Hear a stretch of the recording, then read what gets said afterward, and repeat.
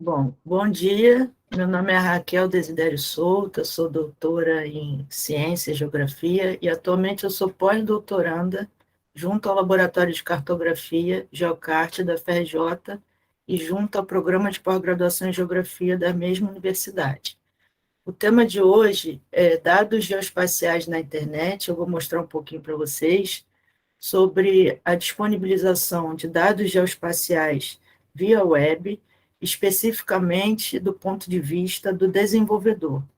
Porém, eu saliento que, mesmo que a pessoa não tenha experiência em desenvolvimento de software, programas, sistemas, etc., essa apresentação também será útil, porque eu vou fazer um apanhado geral dos tipos de dados, tipos de estruturas de dados, espécies de bancos de dados geoespaciais também, e toda essa informação auxiliará depois no tratamento de dados, na busca de dados, né, no geoprocessamento de um modo geral, não apenas daqueles que fazem desenvolvimento de aplicativos.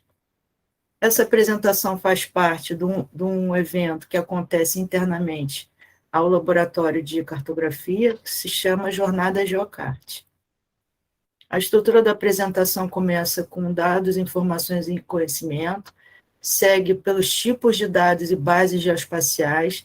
Depois eu mostro um pouquinho também sobre algumas terminologias que têm aparecido de algumas décadas para cá, envolvendo a participação cidadã na geração de dados geoespaciais. Depois eu falo também sobre alguns formatos de dados geoespaciais mais utilizados, né, nesse âmbito de internet. Também um pouquinho um apanhado geral sobre servidores de mapas e geosserviços, qual seria a diferença entre eles. E, no final, uma parte mais avançada, que seria arquitetura SOAP e arquitetura REST, que é uma nova arquitetura que tem aparecido, que tem sido usada para o desenvolvimento de aplicativos móveis, né, em dispositivos móveis, que é essa REST aqui. Também falar um pouquinho sobre nuvens de dados e a grande emergência, especialmente no Brasil e alguns países também do terceiro mundo, dos dados colaborativos via plataformas web, aplicativos também em dispositivos móveis. Dados, informações e conhecimento, isso aqui é a pirâmide do conhecimento modificada de Lu et al. Começa com dados, né, dados, agregação de dados gera informações, né, tratamento dos dados brutos. A gente tem a informação, do acúmulo de informações a gente chega ao conhecimento, e do acúmulo de conhecimento a gente chega até a sabedoria. Tem duas setas aqui que eu vou narrar para vocês, que é a engenharia do conhecimento adaptativa, né, no sentido da geração de aplicações, né, ela estaria no topo dessa pirâmide, e também a geração de dados orientada às metas. Né? Essas duas setas aqui representam o que tem sido desenvolvido no âmbito do geoprocessamento, né? Principalmente desenvolvimento de aplicações que levem em consideração esse conhecimento adaptativo e também a geração de dados orientadas a metas, a objetivos, a planos, projetos, né? Objetivos gerais que o desenvolvedor tenha. Falando um pouco sobre dados geoespaciais, algumas pessoas já estão familiarizadas com isso, mas eu preciso passar por isso para poder substanciar o que vai ser falado depois. Dados espaciais são aqueles dados muito, muito especiais, porque são dados com localização geográfica. E praticamente quase todos os fenômenos que ocorrem, né, no planeta, eles têm essa localização geográfica. Então, são dados muito importantes, não só para a área da geografia, do geoprocessamento, mas todas aquelas que se utilizam desse tipo de dado, né, como o geomarketing e outros. Esses dados geoespaciais, eles podem ser representados numa estrutura vetorial por três primitivas gráficas, que são as mesmas primitivas que são usadas, por exemplo, para designers, né, desenvolvimento de aplicações gráficas, que são ponto, a linha e o polígono. Isso tudo faz parte daquilo que se chama mundo representacional. Então, tudo aquilo que acontece na superfície da Terra, como um exemplo aqui, uma figurinha que tem um poço, um rio, um lago, eu posso, né, provavelmente representar através dessas primitivas gráficas. Aí, pegando também do livro Roteiro de Cartografia, de autoria de Paulo Menezes e Manuel Fernandes, acrescentando-se a essas 3 primitivas ponto, linha e polígono, se a gente acrescentar as superfícies, teremos, então, um conjunto de objetos espaciais, né? Essa terminologia objetos espaciais vocês verão muito quando se fala em banco de dados espaciais. Assim, os SIGs e bancos de dados espaciais trabalham também com outros tipos de feições que são múltiplos dessas primitivas. Então, por exemplo, multipontos. Um exemplo é um agregado de árvores, por exemplo, seriam multipontos. Polilinhas. Polilinhas são conjuntos de linhas. Então, uma função que tem várias linhas e não apenas uma. E multipolígonos, que eu apresento aqui também uma figura ilustrativa no canto inferior direito, que foi retirada da wiki do OpenStreetMap, representando o que seriam esses multipolígonos. Né? São polígonos, às vezes, dentro de polígonos, e todos eles representados numa mesma feição, né, do ponto de vista topológico. Aqui eu tenho que apresentar também para vocês o padrão Open Geospatial Consortium, que é o principal órgão. Esse órgão que não é um órgão governamental, é um órgão de pessoas civis, e ele tem vários padrões que são utilizados nesse âmbito que eu estou falando hoje, que é o geoprocessamento na web. Então, o padrão Open Geospatial Consortium, ele apresenta essa lista de geometrias, e essas geometrias, elas são traduzidas no banco de dados, aqui eu trago para vocês o PostgreSQL, PostGIS, mas poderia ser também o Oracle, Space, ou algum outro banco de dados que tem esse caráter de tratar dados geoespacial. No PostgreSQL e PostGIS, elas estão inseridas em 2 categorias maiores, que são Geometry e Geography. Qual seria a diferença entre elas? Na Geometry, você tem puramente os elementos topológicos, então você vai ter aqueles pontos, linhas e polígonos que eu apresentei anteriormente. No tipo Geography, na classe Geography, você já tem esses elementos geométricos associados a um referencial geodésico.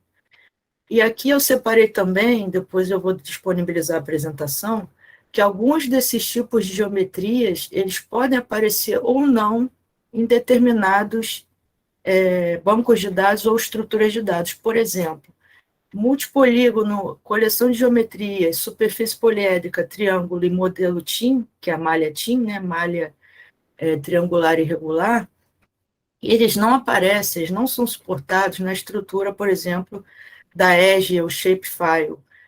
E, por outro lado, a superfície poliédrica e o modelo TIM, a malha TIM, não é suportada no tipo de dados Geography, que eu falei agora para vocês, do PostgreSQL, e todas as demais geometrias são, então, suportadas. Aqui também para mostrar para vocês, eu retirei direto lá do site da EGE, quais são as geometrias, né, adotadas, suportadas na estrutura do arquivo Shapefile, né, depois eu vou deixar a apresentação com vocês. E quando você busca dados na internet, principalmente, quais são esses tipos de dados que você vai encontrar? Geralmente, os dados eles são oriundos de 2 tipos de mapeamentos: o mapeamento geral ou de referência, que é aquele que serve para base para demais mapeamentos. Então, quando você tem um aplicativo que tem lá um indicativo de base layer, geralmente está se falando sobre esse mapa de referência. Ou do mapeamento temático, que seria um mapeamento mais específico, né? Obviamente, como diz o termo específico, há um tema e que envolve geralmente um tratamento qualitativo, isso que foi retirado também do manual de Câmara e Monteiro, lá do INPE. No final da apresentação tem todas as referências. Onde eu busco esses tipos de dados? Como eu vou saber qual acervo de dados que existe no Brasil? Existe aqui no Brasil a Infraestrutura Nacional de Dados Espaciais, então esse é o principal catálogo que nós temos nacional sobre esses dados. Aqui tem todos os tipos de dados, inclusive dados que não são digitais, dados que estão ainda em papel, mas todo esse catálogo da produção brasileira está disponibilizado na internet, e ele fica nessa estrutura aqui, que é o catálogo de metadados da Índia. A apresentação tem aqui também o linkzinho. Esmiuçando mais esses dois tipos de mapeamento, o mapeamento geral de referência tem a finalidade de fornecer ao usuário uma base, como eu falei, uma base cartográfica, em que se possa fazer aplicações generalizadas. Então, a principal dica para diferenciar uma base geral de uma base temática é que, obviamente, a base geral vai servir para N tipos de aplicações. Por outro lado, uma base temática, normalmente, ela já está atendendo a um objetivo específico. Bom, essa base também ela tem que estar de acordo com a precisão geométrica e as tolerâncias permitidas pela escala. O que significa isso? Dependendo da escala, se é maior ou menor, você vai poder representar um ou outro aspecto que acontece no fenômeno. Então, para determinadas escalas, eu não consigo colocar muitos detalhes, para outras escalas, eu consigo colocar mais detalhes, ainda que seja essa base geral, essa base do mapeamento geral ou de referência. Ainda no livro de Roteiro de Cartografia de Menezes e Fernandes, eles citam que o mapeamento geral também inclui um outro tipo especial de mapeamento, que são as cartas náuticas e as cartas aeronáuticas. E elas são chamadas especiais porque elas têm também um conjunto de normas, né, de normatização técnica, que é específica para elas. Mas também funcionam como mapas base, né? Já no mapeamento temático, os dados temáticos descrevem a distribuição espacial de uma grandeza geográfica expressa de forma qualitativa, mais uma vez lá do guia de Câmara e Monteiro do INPE. Aqui um exemplo é o mapa pedológico da Bacia do Paracatu, as bases cartográficas usadas da Fundação CETEC em Minas Gerais, na escala de 1 para 250 mil. Então, veja que esse mapa temático ele atende um objetivo específico, e ele está especificamente numa região, não é um mapa do Brasil todo ou de uma região extensa. E ele, então, se caracteriza como um mapeamento temático. Agora, mostrando mais um pouquinho sobre a parte matemática, né, dessa representação toda, como a gente vai representar os pontos, linhas, polígonos, né, no âmbito computacional, existem grades regulares e malhas que não são regulares, como o modelo TIM que eu vou mostrar daqui a pouco. As grades regulares, elas podem ter unidades que são quadrados, são hexágonos. Tem esse exemplo também que eu encontrei no site do ArcGIS Pro, que é uma grade também que são usados triângulos, mas são regulares. Vejam que todas as unidades elas são iguais em toda a superfície. E também envolve as grades coordenadas, que são as grades mais conhecidas, né, de latitude e longitude. Já as malhas irregulares, como, por exemplo, a malha irregular triangular, não, as unidades elas não são regulares, mas elas atendem a um fim mais específico. Né? Eu vou mostrar adiante quais são as vantagens. Aqui as vantagens e os problemas de cada um desses modelos, né? A grade regular tem como vantagem facilitar o manuseio e a conversão de dados. Ela é adequada para dados não altimétricos, né? Dados no 2D. Agora, apresenta problemas essa grade regular se você estiver tratando de dados relacionados a um relevo complexo ou se você quiser fazer cálculos de declividade. Nesse caso, seria melhor usar a malha triangular. Então, a malha triangular ela tem como vantagens a melhor representação de relevo complexo e a incorporação de restrições como linhas de crista e outros detalhes que podem ser acrescentados ao modelo. Já os problemas seria a complexidade de manuseio, não é uma malha tão simples de ser usada como uma grade regular, que está praticamente presente em qualquer software, né, de geoprocessamento, que seja um sistema de informação geográfica. Daqueles grids lá que eu mostrei para vocês, regulares, tem um grid que ainda é muito pouco usado no Brasil, mas já existe há bastante tempo, que é o grid hexagonal. E aí, qual seria o interesse, né? Qual seria a vontade de usar esse grid hexagonal regular? Porque quanto mais circular é a forma, mais próximo do centroide estarão os pontos das extremidades da célula, né? De cada unidade daquelas que eu mostrei para vocês. Assim, é preferível o uso dessa grade hexagonal quando a análise inclui aspectos de conectividade, padrões de movimento, quando se tratar de representação de áreas muito extensas, porque aí não, vai diminuir a distorção em relação à própria curvatura da Terra, lembrando que a gente está fazendo uma representação, muitas vezes no 2D, de uma superfície 3D que existe no mundo real. Além disso, é apontado que são possíveis análises de vizinhança mais precisas por causa dessa primeira característica que eu mostrei para vocês, que quanto mais circular a forma, mais bem localizado estará o centróide, né, daquela unidadezinha ali, daquela célula. E, além disso, um grid hexagonal, ele é importante quando você faz cobertura de regiões com curvaturas, como enseadas, lagoas, baías, etc., que ele faz uma cobertura melhor e é muito mais utilizado no âmbito da geoestatística quando você está tratando de feições assim, que tem essas curvaturas, né? Que, na verdade, a maior parte das feições no mundo real não são retas, quadrados, retângulos, são circulares, são curvos, né? Côncavos, convexos.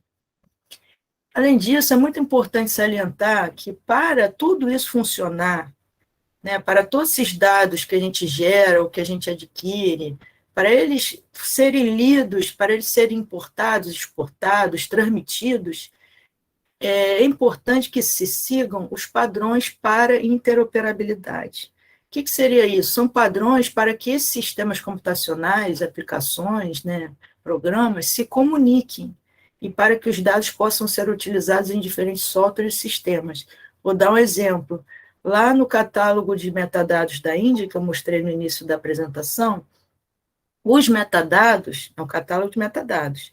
Então, os metadados de cada item lá que está descrito, de cada item cartográfico, eles são formulados, né, esses metadados são criados numa linguagem chamada XML, que é uma linguagem de formatação.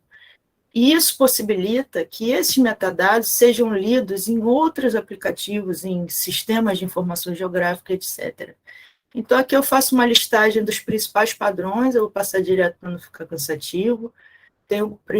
Só chamar a atenção que tem um padrão para os dados vetoriais, né, dados espaciais vetoriais, e também para os dados raster e para os metadados. Além disso, há as normas internacionais específicas que devem ser observadas para a padronização de dados e geosserviços, que são principalmente elaboradas pelo ISO, pelo AGC e pelo W3C, que é o consórcio de internet.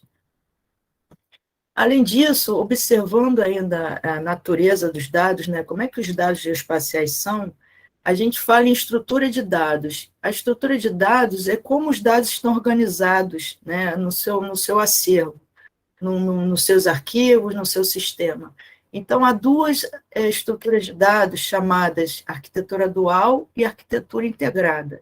A dual é aquela em que a tabela de dados, ou seja, tomando como exemplo, eu tenho um ponto na superfície da Terra com latitude e longitude, e àquele ponto eu atribuo determinadas características, que são chamados atributos.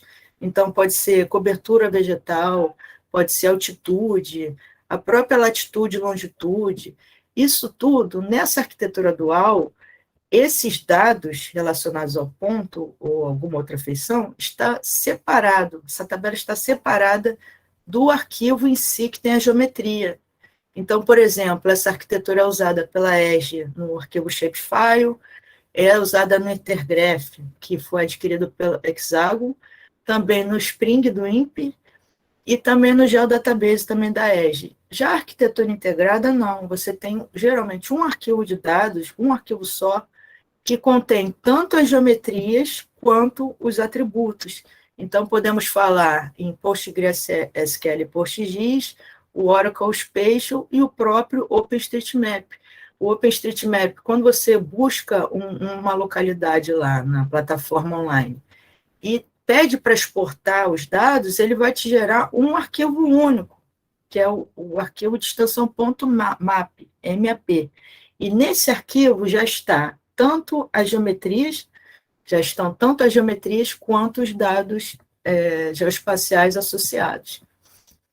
Ainda mostrando aqui, esmiuçando melhor a arquitetura dual e a integrada, a dual está aqui o exemplo do Shapefile, ele tem 3 arquivos que são obrigatórios, né, que são mandatórios, que é o DBF, que é justamente a tabela de dados, né, a tabela de atributos, Tem o arquivo shape, que é o arquivo que contém as geometrias, e o SHX, que é o arquivo do índice, que vai fazer o relacionamento entre justamente essas geometrias e os dados associados a elas que estão no DBF.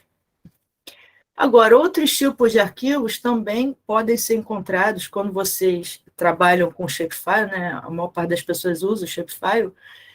Quando você importa, ou você adquire, obtém, faz um download do Shapefile, podem aparecer outros arquivos aqui, ó, como o arquivo de projeção. Se ele não estiver presente no conjunto do Shapefile, o que vai acontecer? Quando você abre num sistema de informação geográfica, aparece aquela mensagem de que não está projetada a camada. Então, é só observar se não tem esse arquivo daqui. Podem ter também XML, que são os arquivos de metadados, como eu expliquei para vocês, um índice espacial, que também é um índice utilizado em bancos de dados geoespaciais, e o CPG, que é um arquivo de codificação, que é mais relacionado à linguagem. Então, você tem os arquivos para a língua portuguesa, os arquivos para a língua japonesa ou chinesa, etc. Aqui, já mostrando uma arquitetura integrada, vejam só que isso daqui é uma tabelinha de um banco PostgreSQL. E vejam que essas primeiras 3 colunas aqui mostram um dado inteiro, um dado texto, que seria o dado de mais caracteres, né? Tem em outros bancos de dados chamado dado blob, e variação de caracteres. Essas 2 outras colunas, Geome e Geome 2160, já são as colunas especificamente com as geometrias. Então, é um banco de dados que ele contém, cada tabela contém, se você quiser, tanto as geometrias quanto os dados associados a elas. E qual é a vantagem de utilizar uma arquitetura assim? Maior velocidade nas análises espaciais, é um banco de dados, por exemplo, que você pode criar modos de visualização já prontos, né, já pré-preparados como views, e triggers, né, chamada triggers, que são procedimentos automáticos que tem dentro do banco. Por exemplo, eu quero cadastrar um novo ponto de plantação, de agricultura, né, uma nova localização de fazenda. Eu posso criar uma regra dentro do banco de dados que você não pode criar uma área de fazenda em uma área que já contenha, por exemplo, terra indígena. Então, são regrinhas que você cria dentro do banco de dados que vão impedir que sejam feitas determinadas ações dentro do banco de dados. E aí, como eu falei para vocês, cada dado desses tem uma localização geográfica, né? E a localização geográfica, como eu obtenho essa localização? Ela pode ser obtida por meio de aquisição em campo, está sendo usado muito, inclusive, os aplicativos de celular para isso. Localização obtida direto da imagem satélite, já no ambiente do sistema de informação geográfico. Pode ser obtida a localização de dados secundários. Você baixa uma tabela do IBGE, por exemplo, já vem com a localização geográfica, ou a localização informada voluntariamente, como eu falei para vocês, está crescendo bastante aqui no Brasil. E eu vou mostrar também um pouquinho mais sobre ela adiante. Toda essa procura por aplicativos, né, para smartphones, para aquisição de coordenadas, né, que a gente chama de geolocalização, registros de fotografias já referenciados, ou quando a pessoa faz um vídeo com localização geográfica, ou quando ela faz um traçado de rotas, né, ela está correndo e está usando o Strava para traçar a rota que ela percorreu. Tudo isso se baseia em serviços geoespaciais chamados Serviço Baseado na Localização. É o Location Based Service, o LBS. Então, na literatura internacional, vocês vão, quando vocês tratarem, né, estiverem observando sobre esses dados espaciais na internet, vocês sempre vão se deparar com essa sigla, LBS. E salientando que, atualmente, como eu falei para vocês, tem sido utilizado cada vez mais um conhecimento chamado conhecimento espacial local, que é aquele conhecimento que é obtido diretamente no local por pessoas geralmente conhecedoras do lugar. Por que eu falo geralmente? Porque não necessariamente eles são profundamente conhecedores do lugar. Eu posso ter uma aplicação, por exemplo, para capturar as percepções de um turista que está chegando em determinada área. Nesse caso, aquele turista, ele não é um profundo conhecedor do lugar, mas ele está lá no local. Então, não confundir, quando a gente fala conhecimento espacial local, Vocês não devem confundir isso, né, o dado gerado localmente por pessoas que estão no local, não confundir com a escala local. Por exemplo, pego um conjunto de dados numa determinada escala e desagrego. E aí eu tenho um subconjunto que está numa escala local. Não é disso que se trata. A gente está falando sobre um conhecimento que é gerado localmente por pessoas que estão no local e geralmente são profundos conhecedores do local. Além disso, tem a terminologia também que é muito citada e utilizada, principalmente internacionalmente, que é o ponto de interesse, point of interest. O ponto de interesse é uma expressão usada na cartografia para representar uma feição usando um ícone, que se refere a um ponto particular. Por exemplo, onde estão localizados hospitais, escolas, etc. Então, quando vocês fazem uma busca no Google Maps para descobrir perto de onde vocês estão, quais os restaurantes que ali se encontram, vocês estão fazendo busca por um ponto de interesse, especificamente o restaurante. Agora, é bom salientar também, avisar, que não necessariamente a feição que está armazenada lá no banco de dados, né, que está relacionada a esse mapa, não necessariamente essa feição de interesse é um ponto. Ela pode ser um polígono, ela pode ser uma linha lá no banco de dados. Mas no mapa, ela é representada com um ícone. Por isso que eu botei bem grandão aqui o ícone que é geralmente usado para marcar a localização. Analogamente, tem-se a área de interesse, então já seria marcações de área, né? E é a Area of Interest, AOI. Voltando na informação geográfica voluntária, esse termo foi cunhado inicialmente por Goodchild, com esse paper aqui, Citizens as Sensors, e teve uma grande repercussão, e a partir desse paper, eu acho que bastante coisa foi gerada nesse sentido, né, do desenvolvimento de aplicações web para que as pessoas, próprias pessoas, informassem sobre estados, né, qualidade das coisas, ou pela existência ou não de determinado aspecto na superfície da Terra. Então, aqui, citando Mariano e Mariano de 2017, que eles citam Goodchild num outro artigo de 2012, todas essas referências estão no final, é uma versão, esse VGI é uma versão do crowdsourcing. O que vem a ser isso? São os dados obtidos da multidão.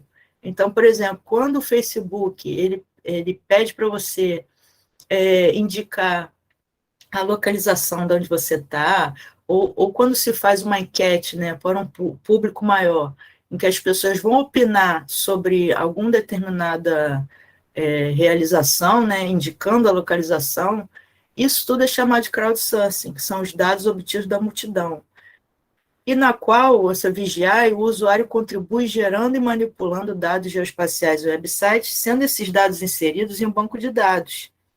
Esses dados contribuídos especificam localizações geográficas, com as suas descrições e propriedades. Essas descrições e propriedades aqui que eles colocam são exatamente os atributos que eu estava falando com vocês. Então, as pessoas estão no local e informam pontos, né, de interesse e associados a esses pontos os atributos relacionados, que descrevem esse ponto e apresentam suas propriedades. Agora, tem que se fazer também uma distinção, porque, assim, informação geográfica voluntária, o nome já diz, é voluntária. Não é o caso de um aplicativo que secretamente está pegando a sua localização geográfica. Não é isso, é voluntário. Você está informando o dado geoespacial. Então, com relação a essa consciência sobre a informação dos dados, nós temos duas classificações, né, dois tipos. Tem o voluntário ou contribuído, em que o usuário está ciente e faz o envio dos dados ativamente. Seria o caso, por exemplo, do OpenStreetMap, quando o usuário cria um login e ele mesmo entra lá e coloca um ponto, ou o Google Maps, ou qualquer outra dessas bases que você consegue colocar feições lá. Ou é o tipo oportunístico, que o usuário ele está ciente, porém o envio é passivo. Por exemplo, algoritmos que coletam dados automaticamente à medida que o usuário usa o aplicativo. Aí você pode pensar assim, mas você no início falou que não poderia ter um software secretamente pegando os dados. Sim, exatamente. Aqui no oportunístico, sempre que você se cadastra num aplicativo desse, por exemplo, o Facebook, qualquer outro, que vai usar sua localização geográfica, o que, que acontece? Tem lá um estatuto que você tem que ler aquele contrato, e você tem que aceitar. Ou o aplicativo, no início da sua utilização, ele pede para você informar a localização. À medida que você autorizou informar a localização, ele mesmo vai pegando a localização geográfica daquilo que você for fazendo na aplicação. No tipo voluntário, não, como eu falei para vocês, a pessoa está ciente também, mas ela coloca os dados ativamente, ela vai lá e coloca o ponto, informa os dados. Agora, entrando um pouquinho nos formatos mais utilizados, eu também ressalto que não são só esses, tá, gente? Esses daqui são os que a gente mais encontra, porque tem outros tipos de dados que são específicos, às vezes, de equipamentos também.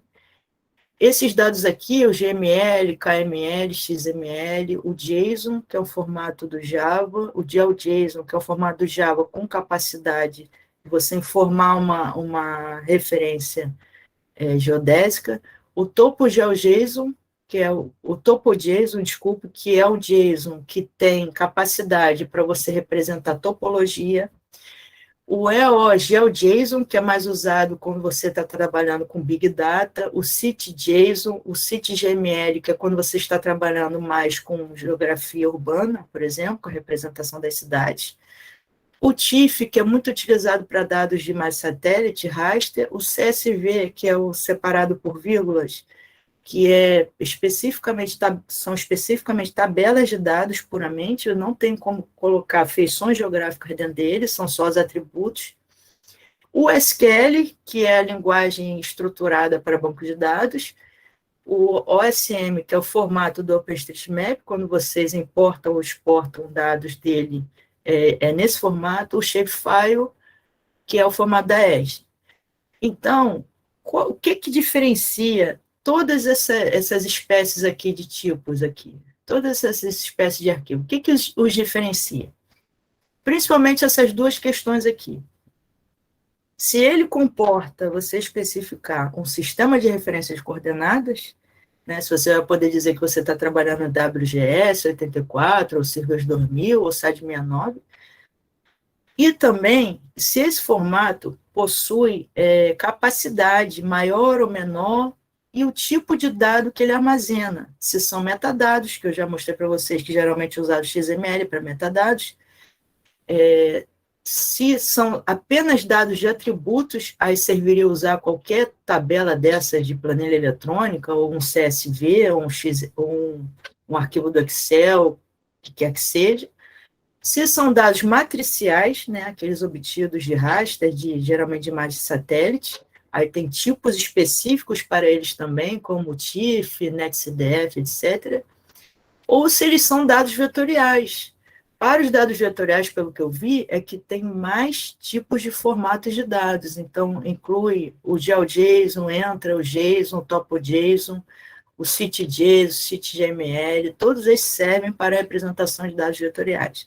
Então, assim, pensando no seu projeto, pense quais variáveis eu vou ter que utilizar e dessas variáveis, qual é a natureza delas, né? Eu estou pegando um dado de temperatura, eu estou analisando dados em relação à população, eu estou analisando uma rota, tudo isso tem que ser traduzido naquilo que eu mostrei anteriormente, nas primitivas gráficas, e dessas primitivas gráficas, como eu posso armazenar toda essa informação? Aí vocês têm que observar essas duas questões.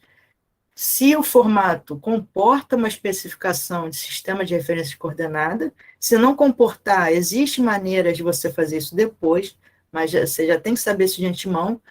E se o formato tem a capacidade que você precisa, né, de armazenamento, por exemplo, uma tabela de dados do PostgreSQL, pelo que eu li lá no site, é uma tabela infinita, você não tem limite de linhas para essa tabela.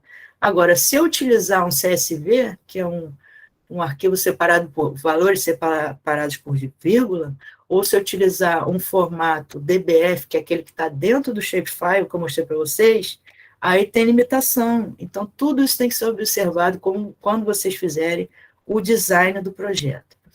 Para uma lista completa dos padrões, como eu falei, os padrões não são só esses são os principais, vocês têm que acessar esse endereçozinho aqui, que é do Open Geospatial Consórcio, que é aquela entidade que eu mostrei no início, que tem as padronizações para dados geoespaciais da internet.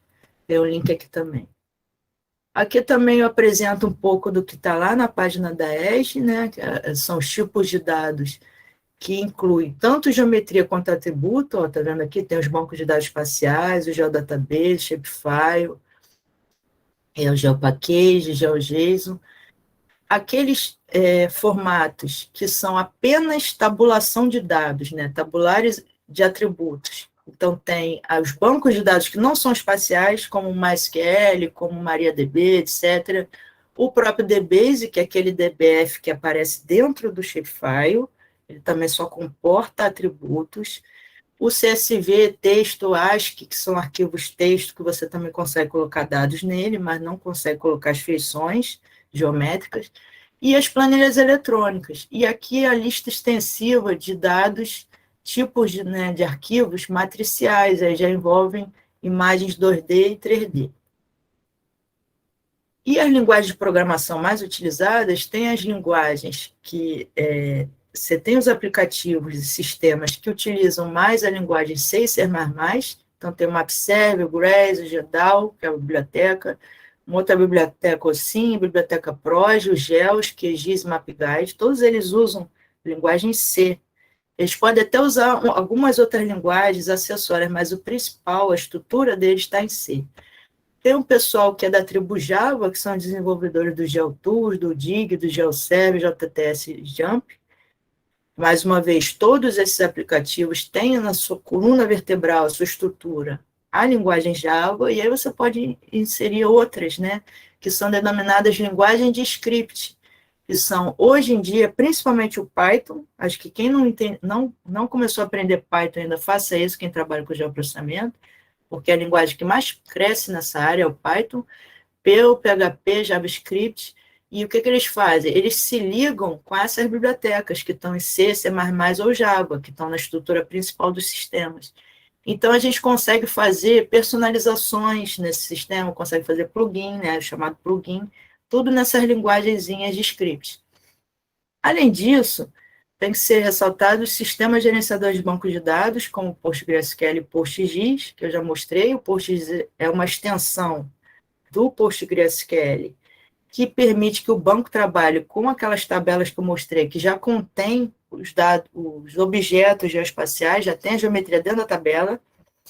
Banco SQLite e MariaDB, que também esses dois, SQLite e MariaDB, não têm essa capacidade de você incluir a geometria dentro da tabela, mas também é muito utilizado em consórcio com outros arquivos. Então, você pega os dados que estão no SQLite ou no MariaDB e usa junto com outro arquivo que estão as geometrias, e por meio de programação você consegue fazer também o mapa. E o Oracle Spatial, que é a extensão espacial similar ao PostGIS, para atribuir a capacidade de colocar geometrias dentro do banco de dados Oracle, que nativamente ele não tem essa capacidade, foi desenvolvida essa extensão. Além disso, tem algumas bibliotecas que têm que ser também salientadas, né? GEDAL, que é a biblioteca para traduzir dados matriciais ou vetoriais, né, entre um e outro. PROGE 4, que é a principal biblioteca de referência das projeções cartográficas. Quando vocês entram lá tanto no ArcGIS ou no QGIS ou qualquer outro SIG, e quando vocês vão reprojetar a camada, ou vai atribuir uma projeção para uma camada, aquele software lá, aquele sistema, ele utiliza essa biblioteca nos bastidores, a PROGE 4. Além disso, tem a biblioteca GEOS, que é uma biblioteca de implementação de topologia JTS, que oferece algoritmos para operações espaciais. Essa biblioteca Leaflet, que está sendo muito utilizada, é uma biblioteca que está em JavaScript, né? O pessoal geralmente não gosta de JavaScript, que tem muitos detalhezinhos, mas ela já tem nessa página dela uma porção de funções, desculpe, já prontas. Você só tem que mudar os parâmetros e utilizar no seu mapa. E, além disso, o cliente PHP para o GeoServe, que é o servidor geoespacial que eu vou mostrar adiante. Então, essas daqui, pessoal, são as principais bibliotecas. O que acontece às vezes? A pessoa vai instalar um software de geoprocessamento, aí aparece lá, está faltando a biblioteca tal, está faltando não sei o quê. Então, a dica que eu dou é primeiro instalem as extensões, das bibliotecas, para aí sim vocês instalarem os sistemas que vocês vão usar. Agora, entrando na parte servidor de mapa e geosserviço, mostrar para vocês um pouquinho também o que viria a ser um servidor de mapa e o que é esse negócio de geosserviço. Então, eu lanço primeiro uma pergunta: como disponibilizar mapas pela internet? Né? A pessoa quer disponibilizar um mapa na internet. Tem um primeiro caso, que eu estou chamando aqui de caso 1, que seriam os mapas disponibilizados já como imagem pronta. Então, estou até dando um exemplo de um mapa histórico, mapa de 1630. Esses mapas, geralmente, eles estão em PNG, que é esses 3 formatos de imagem, PNG, JPEG ou TIFF, e eles podem estar também em PDF, que é aquele arquivo de troca de documentos na internet. A maior parte das aplicações que eu vi ainda são assim. A maior parte dos sites que disponibilizam mapas ainda são dessa maneira. Quando você tem lá a área de download de um determinado órgão ou instituição, você clica lá para fazer um download, que geralmente o que vai aparecer é um mapa já pronto. Agora, o caso 2 são mapas gerados automaticamente sob demanda. É um outro tipo e é um outro tipo de uso. Porque no caso 1, não necessariamente aquelas pessoas que desenvolveram o site, elas precisam de algo como o caso 2. Muitas das vezes, o que elas precisam fazer é só isso, é disponibilizar os dados, ou melhor, disponibilizar os mapas como uma imagem já pronta. Mas existem outras situações em que é necessário esse caso 2, em que os mapas vão ser gerados automaticamente sob demanda. Então, você já consegue arquivos de dados de mapa em outros formatos, como o formato vetorial, que é o SVG, formato shapefile, que eu já falei que, para mim, é o mais utilizado aqui no Brasil, e os formatos de imagem também. Então, ele gera um mapa e cospe para você, ele gera e te dá, no final, o mapa já em imagem, mas não necessariamente ele já estava como uma imagem, né, na fonte. Não, o aplicativo gera uma imagem e te permite dar o download naquela imagem sob demanda, né, de acordo com o que você consultou. Então, para esse primeiro caso que eu falei para vocês, de apenas disponibilizar a imagem, né, eu já tenho os mapas prontos, já estão em JPEG, já estão em PDF, alguma coisa assim, basta você ter uma página web. Se você não quiser ter um servidor, você cria uma conta no Google e joga os seus mapas lá. Então, basta ter um servidor web. No caso 2, não. No caso 2 é mais complicado, então você tem que ter um servidor web, geralmente você vai ter um servidor de mapas. Essa arquitetura de servidor de mapas, eu vou mostrar mais no final, ela está mudando um pouquinho, mas até então, a maior parte dos casos é assim, um servidor web e um servidor de mapas. E, às vezes, também um banco de dados espacial, que é opcional. Por que é opcional o banco de dados? Que isso aqui pode gerar dúvida também. Porque, às vezes, é o que eu mostrei para vocês, eu tenho mesmo no servidor de mapas, eu tenho um arquivo com os atributos e um arquivo com as geometrias. E assim eu posso fazer com linguagem de programação. Ou eu uso um banco de dados espacial, porque é mais rápido, é mais versátil, você consegue colocar mais consultas, mais funções, né, para o seu mapa final que está lá na web. Entrando no que vem a ser servidor de mapa, aí eu estava até refletindo ontem. Qual a diferença entre um servidor de mapas e um mapa interativo, por exemplo? É essa estrutura aqui que eu estou mostrando para vocês. O servidor de mapas, ele oferece a você geosserviços. Então, por exemplo, se eu tenho um mapa lá na internet que ele é clicável e tal, eu posso até escolher um plano de formação, né? E clicando no ícone lá, escolher a camada e gerar um mapa, não necessariamente esse mapa ele está sendo gerado por um servidor de mapas. O servidor de mapas, ele especificamente, ele tem que ter essa capacidade de fornecer geosserviços. Essa estrutura aqui é do Map Server, ele é baseado na linguagem C, ele tem a entrada de dados, né, pode ser tanto vetorial quanto raster, ele tem a saída de dados em N formatos, tem vários formatos aqui. Eu coloco uma ressalva também na apresentação, que essa figurinha aqui é do Map Server 5.4, mas ele já está no 7.6, e aí tem um endereçozinho aqui, que vocês podem clicar e já encontrar todos os tipos de saídas e entradas de arquivos que ele suporta, que é muito mais do que isso que está aqui. E o exemplo dele, né, em ação, seria a cidade de Buenos Aires colocou um mapa também online, que é baseado no MapServer. Tem também um linkzinho aqui para vocês depois entrarem e explorarem um pouco. Vejam que tem campos, está vendo, para você indicar origem e destino, tem os ícones de planos de informação. Então, é o que eu estava falando antes, com o servidor de mapas, é possível fazer muito mais coisas com esse mapa online. Outro servidor de mapas muito usado é o GeoServer, também tem toda a característica dele aqui e o endereço para vocês também explorarem. Também funciona parecido com o outro, tem entrada de dados, tem um núcleo do sistema que está associado a um banco de dados e tem a parte da exibição, né, depois dos dados, visualização.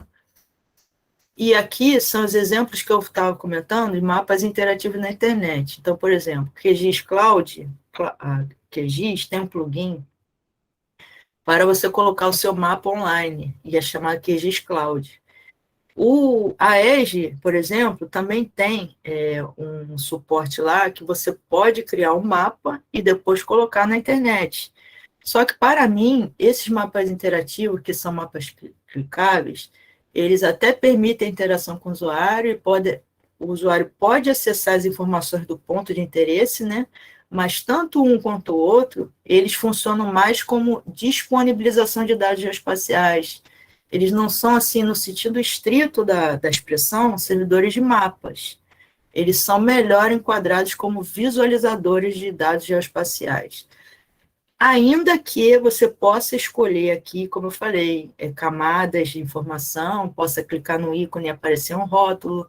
É o que eu falei para vocês. Eles não oferecem já o serviço. Você não pode criar um outro mapa a partir dessas bases daqui.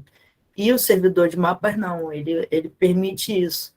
A partir de um endereço, você abre o QGIS ou o próprio ArcGIS, você coloca o endereço lá do serviço e você baixa os dados diretamente. Essa estrutura aqui do ArcGIS Online, do QGIS Cloud, você não vai conseguir fazer isso.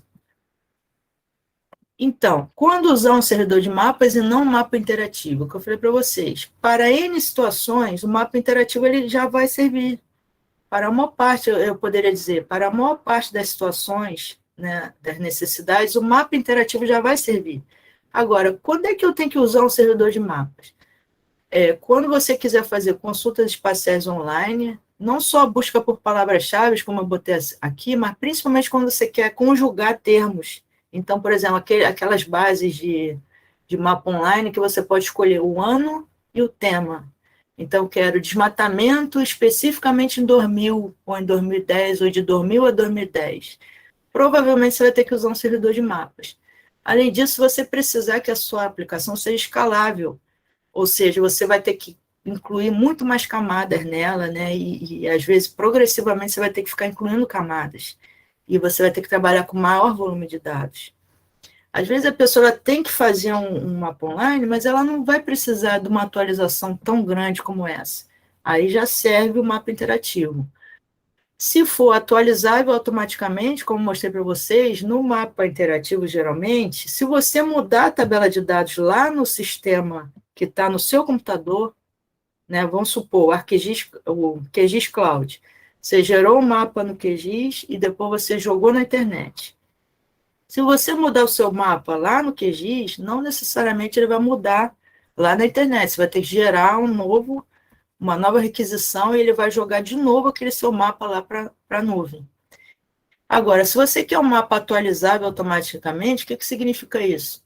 Basta eu mudar no banco de dados, que a pessoa que estiver consultando o mapa, ela já vai ver a informação lá atualizada.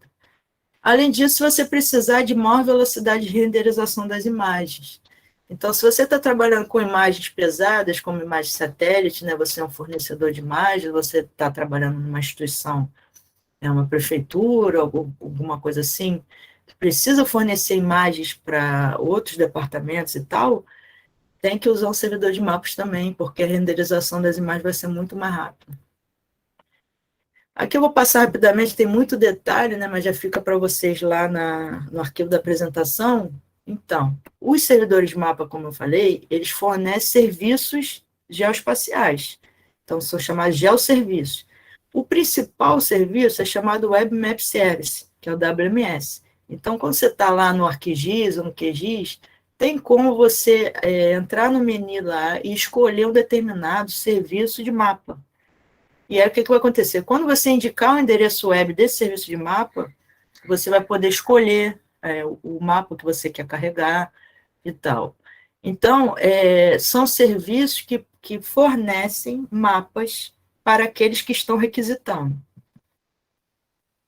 Esse é o padrão dele, né, o WMS, é o padrão dele na OGC, né, no OGC, no Consórcio Geoespacial, está no WMS 1.3, aqui tem as definições todas também, técnicas, com o que ele trabalha, etc. E tem esse outro serviço aqui, que é o Web Future Service, que é o WFS. Mais uma vez, quando vocês entrarem lá no ArcGIS ou no QGIS, quando for trabalhar com geosserviço, tem essas opções. Você vai querer acrescentar, primeiro, um WMS, né, que ele só fornece aquela base, né, o mapa base, e você pode querer acrescentar as feições. Então, as feições vetoriais, elas são fornecidas por esse tipo de serviço, o Web Future Service, WFS, que no padrão OGC está no 2.0. E aqui embaixo também tem um linkzinho para ele, para vocês observarem depois se vai ter alguma atualização. Aqui é um outro tipo de serviço que também fornece mapa base, só que são mapas base mais artísticos, mais diferenciados, não é aquele mapa base mais frequentemente visto de arruamentos ou de relevo, etc. Já são mapas base mais elaborados, então o Map Tile Service é o WMTS, que está na versão 1.0 lá na OGC. Também permite você gerar imagens, né, trabalhar com imagens em mosaico. E isso facilita a renderização do mapa, esse tipo de serviço aqui. O mapa ele não vai carregar todo de uma vez. Cada vez que a pessoa clicar ou baixar o mapa no SIG, ele não vai carregar de uma vez só. Ele vai carregar os quadradinhos. Cada quadradinho ali do mapa vai ser carregado. E isso é dito que aumenta a performance, né, a velocidade do carregamento dele. Esse último tipo aqui de geosserviço também é muito utilizado, o Web Coverage Service, que é o WCS, que está na versão 2.0 do padrão OGC. Ele já fornece, diferentemente do Future Service, Web Future Service, esse aqui vai fornecer dados matriciais, dados raster, multidimensionais de cobertura. Então, são imagens de satélite e outros tipos de imagem raster. Então, WFS para feições vetoriais e o WCS para feições raster. Outros geosserviços tem também na lista lá da OGC, tem um link aqui, outros tipos de geosserviços, mas são menos utilizados, né, e não são muito encontrados assim quando você está usando o SIG, mas vocês têm também meu convite para ir lá conhecer. E, assim, mais chegando no final da apresentação, o que acontece? Tudo isso que eu falei para vocês do servidor de mapas e geosserviços, eles funcionam nesse tipo de arquitetura aqui, que é uma arquitetura que, na verdade, não é para o geoprocessamento. É uma arquitetura da web como geral. E ela é chamada SOAP, que é Simple Object Access Protocol. É um protocolo de acesso aos objetos que permite a comunicação de dados na internet entre diferentes plataformas. Então, como eu falei para vocês, todos esses padrões e protocolos, eles auxiliam nessa interoperabilidade entre os sistemas, entre as máquinas, e aí a gente está usando até então essa arquitetura SOAP aqui, que é um protocolo. O que ela faz? Ela garante, por exemplo, transações confiáveis de banco de dados. Ela permite que os bancos de dados que estão na internet funcionando tenham segurança, atomicidade, consistência, isolamento e durabilidade. Com os dispositivos móveis, né, com o desenvolvimento dessas aplicações dispositivos móveis, aí surgiu uma outra arquitetura chamada REST. Agora, não é que vai acabar a arquitetura SOAP, né? Às vezes a pessoa fica desesperada, poxa, eu estudei isso, né? Agora que eu aprendi a usar servidor de mapa ou geosserviço, o que seja, e agora vem uma outra coisa. Não é isso que vai acontecer. Essa SOAP, ela vai continuar.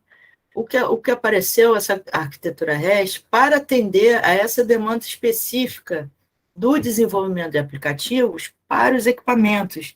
Então, por exemplo, quando você desenvolve um sistema para o smartphone, para o tablet, ou até para um micro-ondas, né, que é chamada aqui internet das coisas, é essa rede de internet que está envolvendo equipamentos, não só dentro de casa, também na indústria, principalmente, tem sido muito desenvolvida essa área aqui da internet das coisas, aí surgiu essa arquitetura.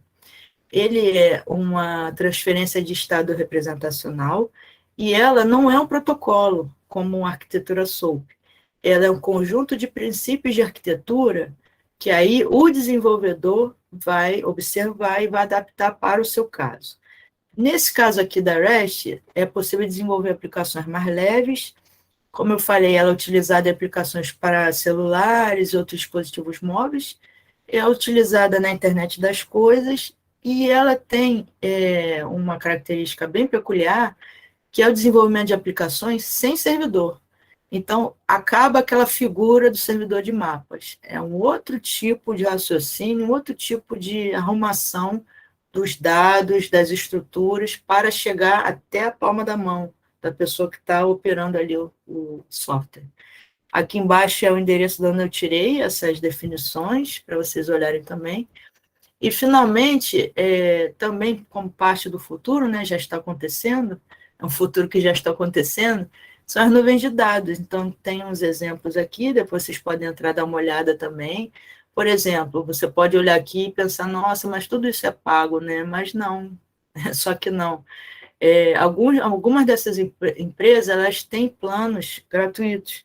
Nesses planos, você não vai ter acesso a tudo que ela oferece para o plano pago, mas é um plano que já atende, como eu falei, a maior parte das necessidades daquele que está usando a nuvem. Então, também tem uns endereçozinhos aqui, depois vocês entram e dão uma olhada lá. É importante ler o contrato também para ver até onde você pode ir, né, e o que essas plataformas de nuvem são capazes de fazer por você. Esse é o último slide. Também um futuro que já está acontecendo são os dados colaborativos e plataformas, aplicativos online, principalmente smartphones, né? Aqui é uma Pillory, que é um aplicativo que você consegue capturar imagens na rua, tanto foto como vídeo, e jogar para a plataforma deles, lá online, e depois utilizar essas imagens em outras bases, como o OpenStreetMap e outros softwares, né, outros sistemas que estão online.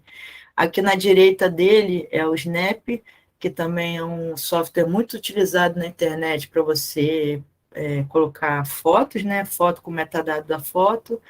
O Strava, como eu falei para vocês, também é bastante famoso entre aqueles que praticam esporte ao ar livre. Então, tem pessoal que pratica canoagem, ciclismo, corrida, caminhada, utiliza o Strava, né, marca a rota e depois compartilha a rota na rede social, por exemplo. Vocês já devem ter visto isso.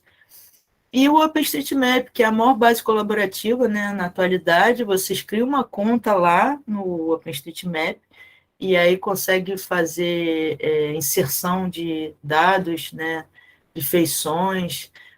A consulta não, a consulta é livre, você não precisa nem criar uma conta. A consulta você usa aqui, eu coloquei como exemplo a FRJ, que está uma mapinha da Ilha do Fundão, mas para colocar dados, aí tem que criar uma conta, você coloca os dados e esses dados depois são validados por pessoas, mapeadoras mais experientes. A bibliografia completa, e agradeço, encerrar aqui.